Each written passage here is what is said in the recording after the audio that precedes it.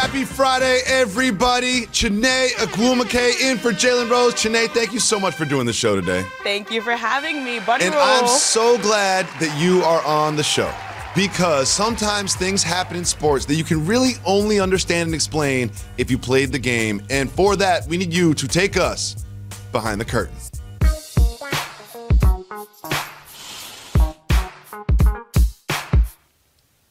Thursday night football last night was pretty boring. I'm going to be honest. It was a pretty boring game. The Browns were ahead. I was starting to fall asleep. And then this happened. You've all seen it by now. Myles Garrett tackles Mason Rudolph. They go to the ground. Rudolph tries to take his helmet off. And then chaos ensues. Myles Garrett gets Rudolph's helmet off. Rudolph charged him. And then bang, that happened. This has been not just the talk of the sports world, but the talk of the nation today, all day. So, Chiney Ogwumike, you see right there, Mason Rudolph trying to take off Myles Garrett's helmet. I think that's an important part of this conversation. Chiney, take us behind the curtain. When you are on the court or the field, are there unwritten rules of engagement when it comes to fighting? There are absolutely unwritten rules. There are rules of engagement for fights. Now, it is not fair to say, we don't want fighting, right? We all feel like in sports, we're not trying to go out there and, throw hands and stuff like that. Of course. But if you think about the situation, there's emotions, there's physicality, and things happen. Now, this was not cool just because you cannot use what was meant to protect you as a weapon. Your helmet, that's not fair. I feel like everyone wants a fair fight. Fights do happen, and they should be fair. Using and employing your helmet as a weapon is not fair at all.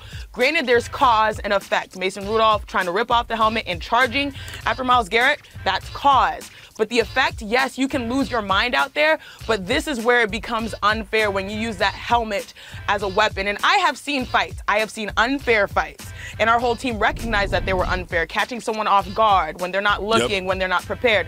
Unfair fights.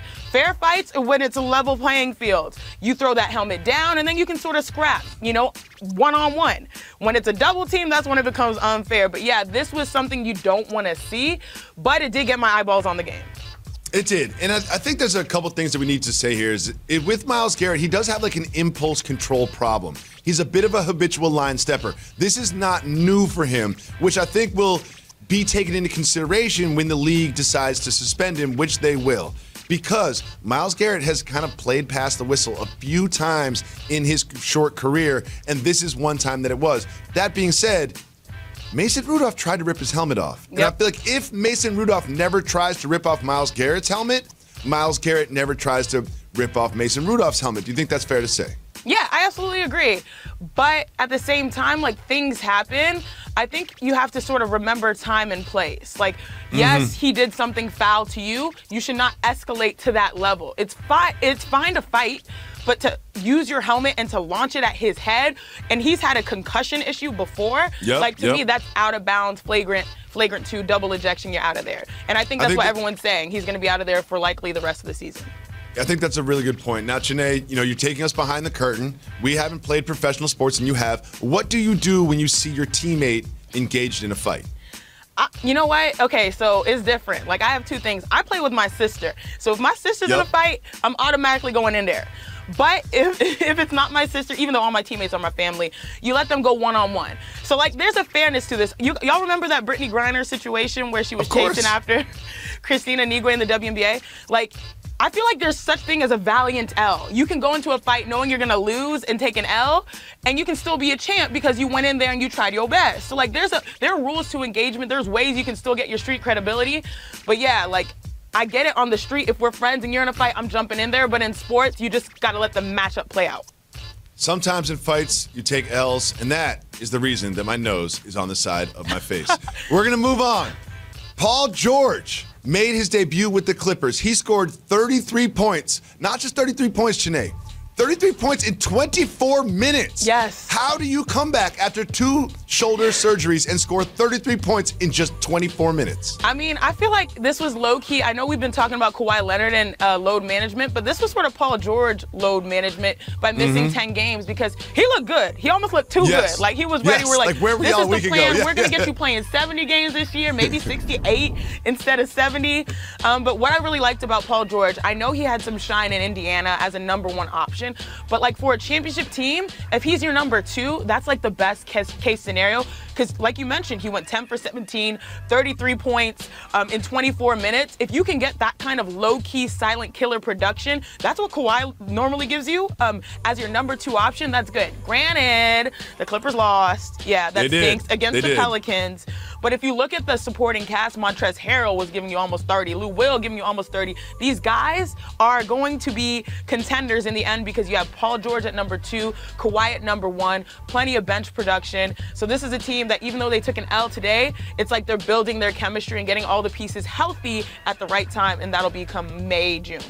See, I think that's right. Like, I don't think we've seen the real Clippers yet because we all know the Clippers are going to be championship contenders. But when you look down, they're 7-5. Yeah. Like, that's not a great record. Have they underperformed your expectations up to this point? I don't think they've underperformed their expectations because I think they're playing a different game. They're playing chess, not checkers. Yes, I know you want the seeding to be correct. You want them to be number one or number two, not fall down to number three or number four where you're on the road in the Western Conference Finals. But yeah, I think it's going to take a while for them to all get their pieces together, and I think they're playing the long game. Let's get them in January and February, not necessarily November and December. So yeah, they're going to have fresh bodies, and that might matter better than home court advantage. I think that Paul George and Kawhi Leonard are one of the best dynamic duos in the league, but I think an underrated dynamic duo in the NBA, Kristaps Porzingis and Luka Doncic. Kristaps made his return to MSG, and he was booed like he was on draft day. And to be honest, he kind of deserved it. But Luka Doncic did his thing. Luka had 27, 10, and 9. Kristaps Porzingis played pretty well. They did take an L to the Knicks, but who wants to talk about the Knicks? They're trash. I say that this dynamic duo is the most complementary dynamic duo that we have in the league, maybe second to LeBron and AD.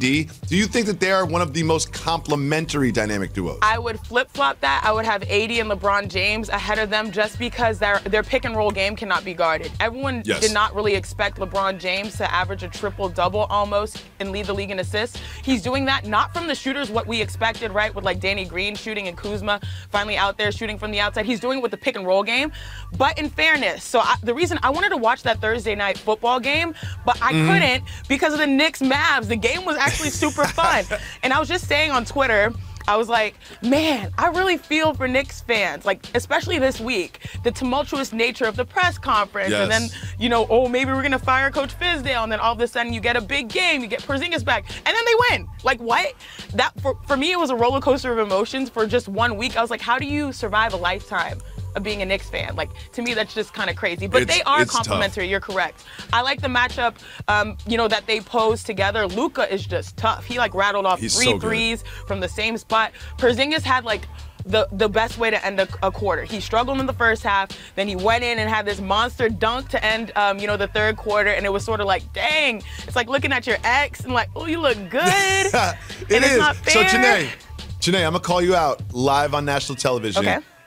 You kind of forced your way off a team in the WNBA before, and you had to return and play there. What's it like? What's that feeling going back into that arena that you kind of left behind? So I wouldn't say forced. Maybe I boxed out. Cleared the lane a little bit. See, the difference is a lot of people didn't understand at that time it was really for work-life balance. Again, like here, I'm on the West Coast. Those 7 p.m. games or 10 p.m. games, you know, like it just was so hard for me to manage everything, family and then work. But that's a conversation for another day. When I went back to Mohegan, I get exactly what Kristaps Porzingis went through just because I think it took him like 2 quarters or so. He was like 1 for 10 to start the game because you're nervous and you're anxious. You know that's like an arena not necessarily full of great vibes. They're booing you and it's loud. But then it's sort of your competitive instinct sets in. And so, yes, I got booed. I got booed not only in the regular season, I got booed in the playoffs. We lost to my former team. It hurt. But shout out to the Connecticut Sun because their culture, you know, something I was a part of was tremendous. And their women's basketball fans, like some of the best in the world. world, so I'm not mad at getting booed. And I think I was sitting on the jump, and Scottie Pippen said, hey, you know, if they're booing you, that means they care. And that means so they care. That's the same. You know, the only thing is you sort of wish you walked out with a win if you're Porzingis and myself, but maybe it's a long-term win at life. It is time for News That Matters.